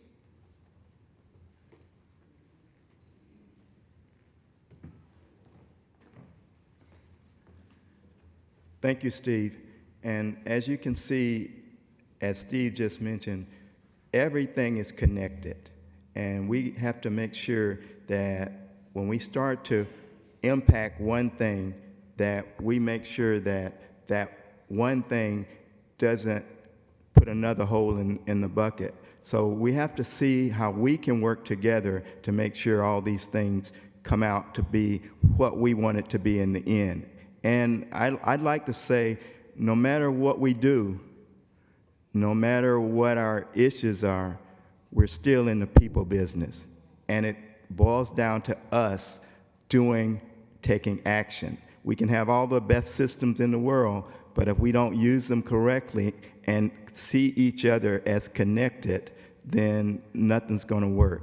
Because we all have different agendas, and we have to find that common denominator that makes everything work so we can work together. I'm going to talk to you about temperature impacts. As Steve said, high temperatures was one of the things that came out as a criteria and a major factor in the vulnerability analysis. So this graph shows that temperature will increase if we did nothing. We're going to start to have a higher temperature and a higher rain pattern. So what we have to do is we have to build resiliency. Again, this vulnerability analysis assumed that we did nothing. So the graphs and the information that I'm showing here will be what will happen if we did nothing. The blue bar on the left is our minimum temperature, and the red bar, of course, is our high temperature. And this is for a whole year. So all of this is average temperatures for 1 year. So right now, our baseline is about an average temperature, low temperature of 60 degrees, and a high temperature of 83. So we took a whole year and we averaged our temperatures. So now we'll see what happens as we move from where we are now to the 2100th century. So as you can see, what happens basically as we move into 2030, our low temperatures become a little bit higher. And then 2040, our low temperatures become a little bit higher. And as we move into 2040, the high temperatures become higher. And as we move into 2070, we went from 83 degrees average high temperature to 87. So what we're finding with climate change, though, is that these extremes, these days that might only be a month, but that month is 110 degrees. We have water temperatures down in the Keys that all of a sudden came up to be 100 degrees in the water. Next slide. So the average number of days that our heat index means, it means that what we found out was that the average index we experience, we're going to have 38 days right now where we have extreme weather. That is projected to be now over 100 days in a year that we will have extreme weather, extreme heat, extreme cold. So if we did nothing, we can see that our temperatures will start to move not only in the magnitude, but also in the volume of days that we will have. Next slide. Now, what does this mean? It means that like individuals who are most vulnerable, people that are age 65 and older, become more prone to these things. And this map sort of shows where these individual groups are located in our county. And there's over 36% of the individuals in our county are over the age of 65. So we can see that the most vulnerable, as was mentioned, our children, our age adults over 65 tend to be more prone to have impacts when we have extremes. Okay, are there, do we have one more slide? Okay, so what we have here is where we're showing that the schools are located. So when we have our students, our athletes that tend to work out in our football and stuff after school, we see that they're also in this area right here of Gainesville, and that the infants and young children are more susceptible. And people that are working outdoors, that's where those little yellow spots are showing. So almost 1/4 of our schools and days are going to be impacted. 1/4 of those school days are going to be impacted by high temperatures. So we can see that it's very important. Again, this vulnerability analysis, and I'd like to keep bringing this home, assumes and shows us what happens if we did nothing. So we want to make sure that we do something. Next slide. I'm going to jump into agriculture for about 3 minutes. So the vulnerability analysis looked at agriculture. We looked at what drought would be doing to our area and the severeness of the drought. We can see that it's basically, this graph is showing that our drought is going to increase. That gray bar, blue bar shows how it's impacting, and we can show that the frequency of drought will increase, and that's going to impact our growing season, as we saw in some of the slides previously from some of the crops and things that were happening in our continent of Africa. Next slide. What it showed us in particular for our county was some of our stable crops, like our corn, our hay, our snap beans. All of those things will change. Corn is going to be more and more expensive because we're going to have to irrigate more and more. We're going to kind of lose that as a crop that's easily grown. I'd like to give some salutes to a couple of things that we have here. We have IFAS. IFAS and is part of the University of Florida. It's doing a lot of experiments on how we can change our seeds and learn how to grow things that can be grown in a drought situation. Snap beans are another one of our crops that they looked at. Those will also be impacted by the drought. So we're working to get adapting a seed group that will lend itself more toward being grown in a drought situation. We feed our animals a lot of the bahia hay. Grass is going to be something that kind of maintains. Also, grass is a great source for capturing CO2, carbon. Next slide. And our livestock, what we have to do with our livestock, we have to make sure that we start breeding animals that lend itself more toward being in a heat-tolerant situation. I raise cattle, and I adapted my cattle to a Brangus breed because it lended itself more to be more heat-tolerant. So we're finding that a lot of the cattle people are adjusting their herd to breedings that lend itself to be heat tolerant. So in conclusion, we are adjusting ourselves both in our food and in our animals to lend itself to this new environment so that we can still maintain a good quality of life, but we're adjusting to the environment. And we not only have to adjust that way, but we have to also adjust in how we do our thinking, and each individual one of us have to do their part in making sure that we can extend and make our environment more resilient to what's coming. Thank you.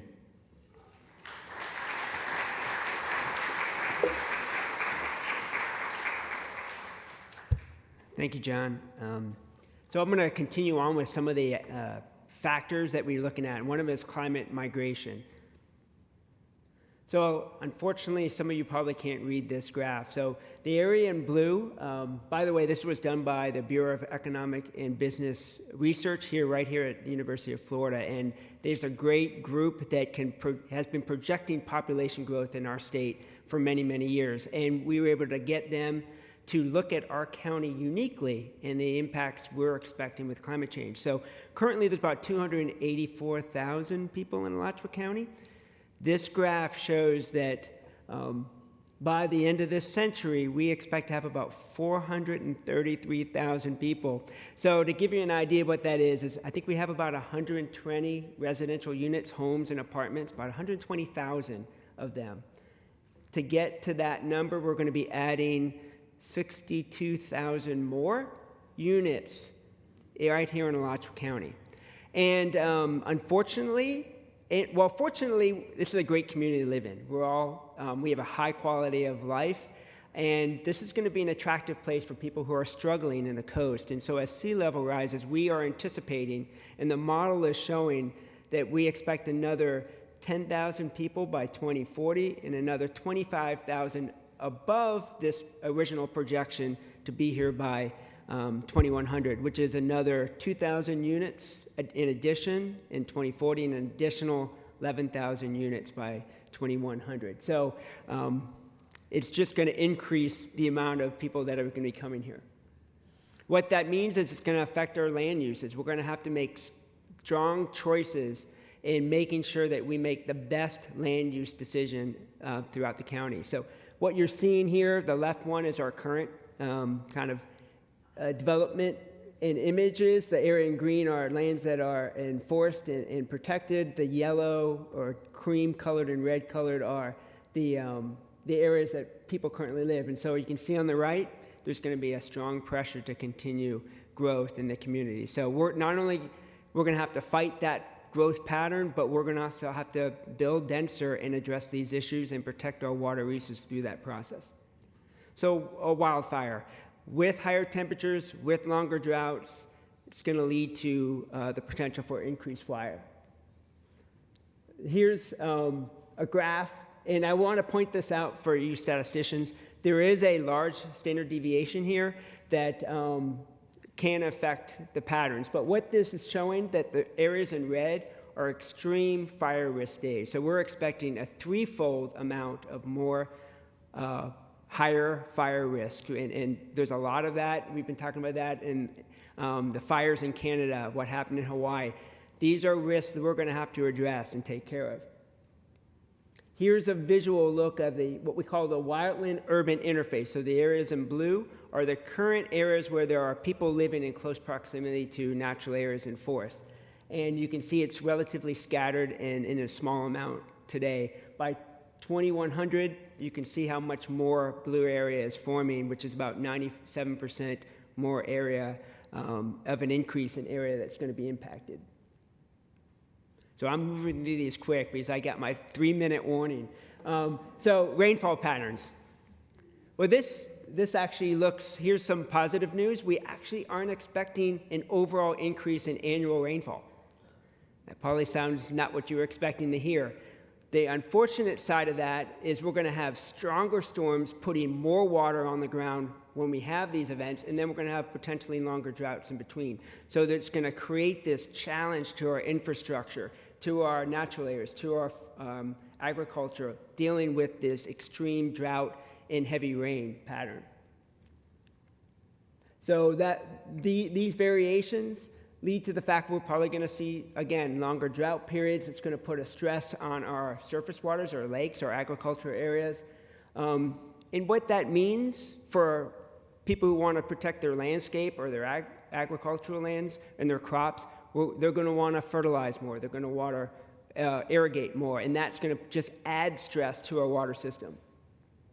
Here's an example. The model is able to tell us how it's going to impact our creeks and lakes. Here's Noonan's Lake. If many of you know, it's a very shallow lake that receives surface water from rain, so it's heavily impacted and influenced by rain. It looks like it'll be relatively stable, but then it's going to start to crash later in the century because as we, due to evaporation in longer drought periods, it's going to start to really struggle. That's going to lead to higher water quality challenges as well. All right, so the model we have is probably the most powerful model we've ever been able to develop. It is extremely, it gets down to the lot level. It actually has it gets down to the 40 by 40 square foot area. So we can get down to the individual parcel layer to see the impacts. And what we were able to do is calibrate this model to current events, and we were able to match it up, and it showed that it matched up really well. So that should give us a really good idea of the types of impacts we're going to experience by 2040 and 2070. Here's a quick example. So on the far side is the flooding we received from Hurricane Irma. This is, by the way, that line along the bottom is I-75. So I thought this was a great example to show a very important road for exchange of material for evacuation routes. If you were to have the biggest possible storm we have today, that would be the picture in the middle. So we'd have a minor potential flooding of I-75. Well, if we have that exact same storm by 2070, we're expecting the same kind of storm to put 40% more water on the ground. So you can now see what could happen to I-75 when we reach that. So it's going to be critical we work with and address infrastructure. We'll go ahead, since I'm running out of time. The last one is critical infrastructure. I want to thank the municipalities for working with us and giving us information about the critical infrastructure we have in the county. That's our schools, our hospitals, our roads, our daycares, our parks, and many more. In this, we were able to identify 735 critical infrastructure locations to utilize, and we're anticipating about 20 to 30 of these that aren't currently impacted by flooding to be impacted by flooding. And we're expecting our road segments to also have more road segments that are going to be flooding. So as we move forward in developing our roads, in building roads, we're going to have to be addressing that issue.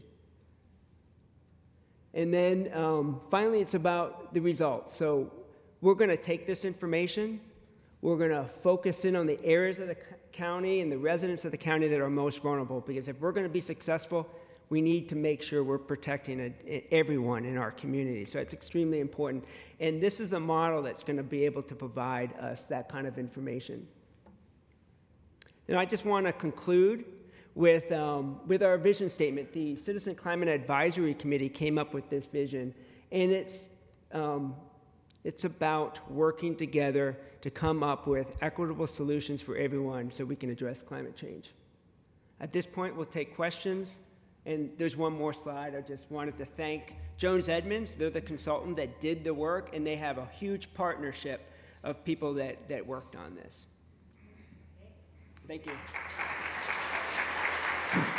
All right.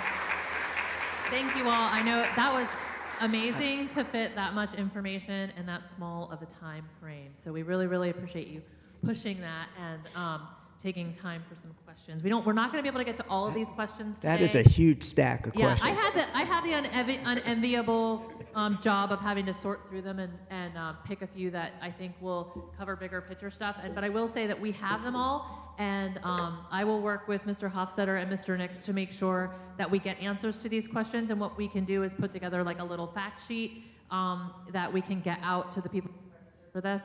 And the climate vulnerability will be available online, and we'll be doing an executive summary that's going to be coming out shortly in the next couple of weeks, so you'll be able to gain access to this to read it more in depth and to study it more in depth, and lots of opportunities to get involved with the climate action planning process as we move forward. So there will be many, many meetings and community engagement and opportunities for you to plug into this, so don't feel like this is it.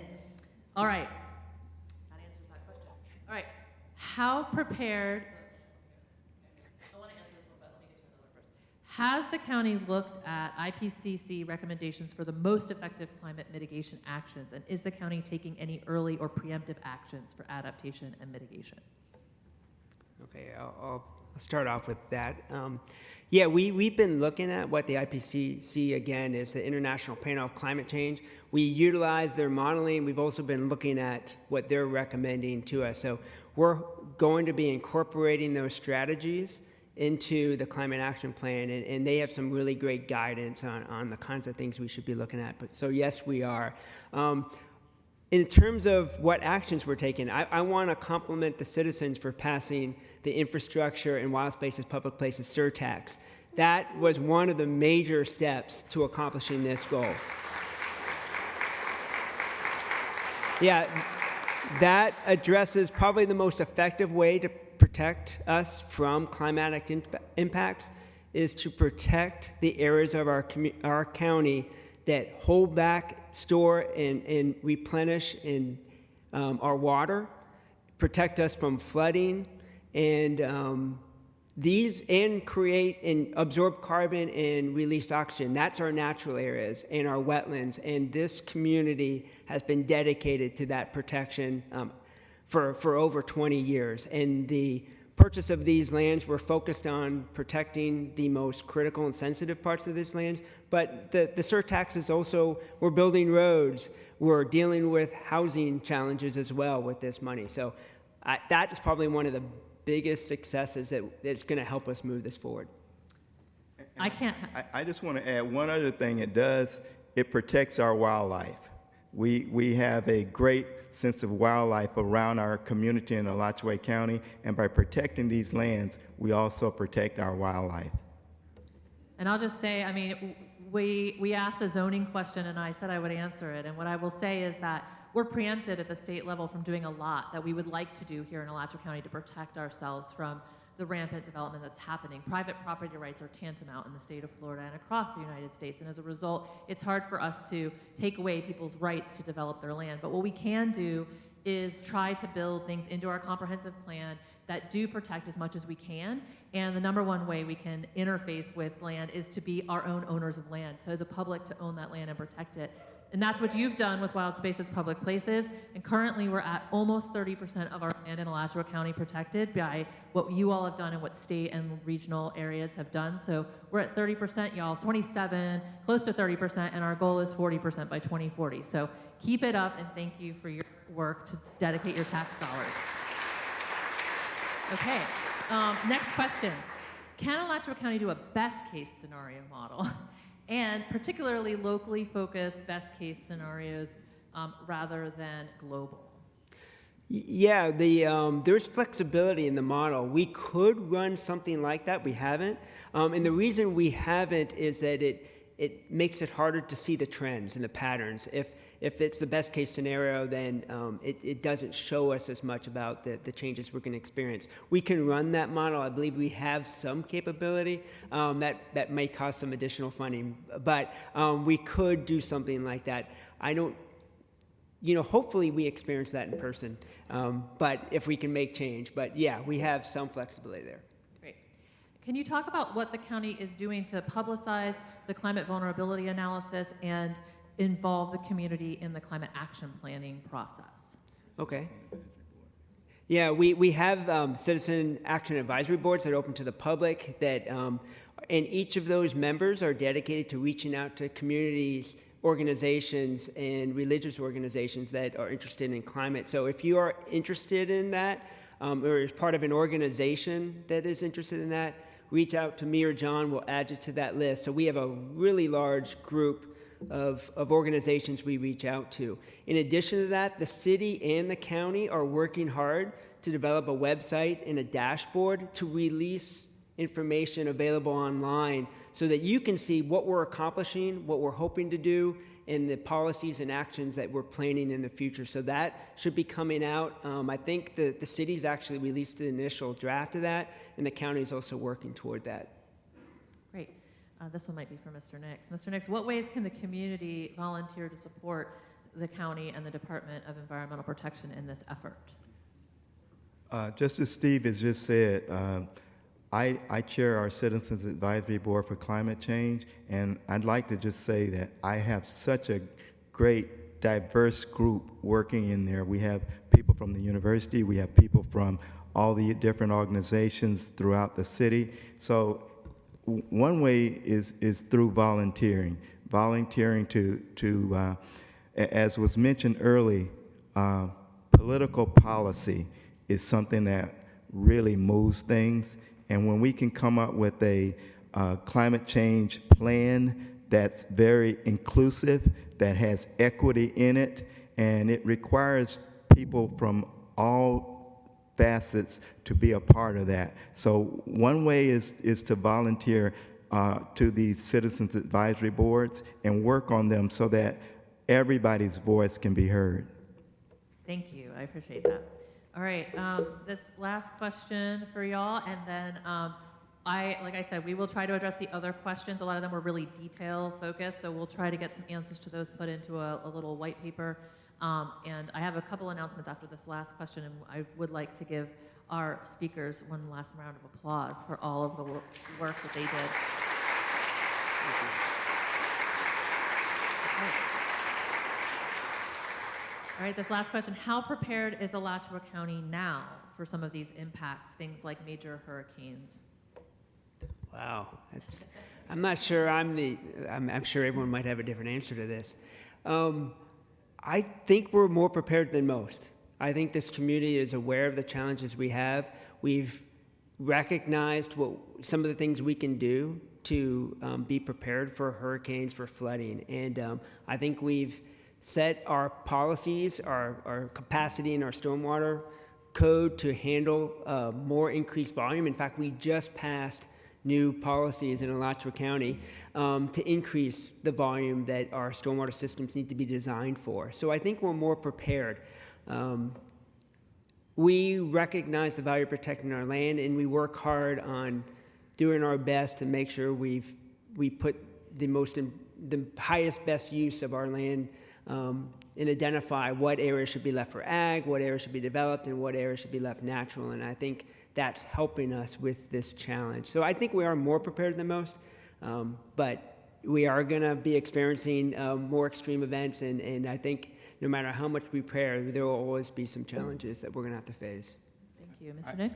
I just want to just add one thing that I'm very, very pleased to see us do is that we're doing an analysis for the most impact areas and making sure that through equity, we put the resources where the resources is needed so that no one group has to feel the impact of climate change more than other groups. Thank you. Thank you all so much. Yeah, thank you. Thank you, John. And I purposely asked this one last because I just want to give a huge shout out to our Alachua County staff and our advisory boards. Y'all should be proud. You have some of the best staff in the country, in the state. They're working so hard for you all every day, and they're collaboratively bringing forward to us as the board policies and ideas to help address these issues, and listening and beginning to develop better outreach and communication and engagement opportunities so that they can bring the community into that process so that we can have more collaborative decision making and be more transparent about our government. So I'm really proud of them and the work that they've done, and I just wanted a chance to say that. Okay. We are on to probably everyone's favorite part of the day, lunch. We've got about 10 minutes for you to grab your lunch, and then you're gonna move to your breakout group. And I'm gonna invite Jackie up here to explain to you where the different options are for breakout groups. Unfortunately, you can't go to all of them, but I guess you can move around rooms if you want. I don't know how they're gonna work exactly, but here's Miss Jackie to tell you. Hi. This is really exciting. We have 4 really good sessions with local experts. You'll be able to attend 2 of them. They're listed in your program, and they're going to be moderated by 4 mayors from around our county. So it's very exciting. So what we need you to do now is you're going to walk straight to the back where the coffee was, but now there's sandwiches there, and there's plenty. So you can, get all you want, but some are tofu, and it's like Kentucky Fried Chicken tofu.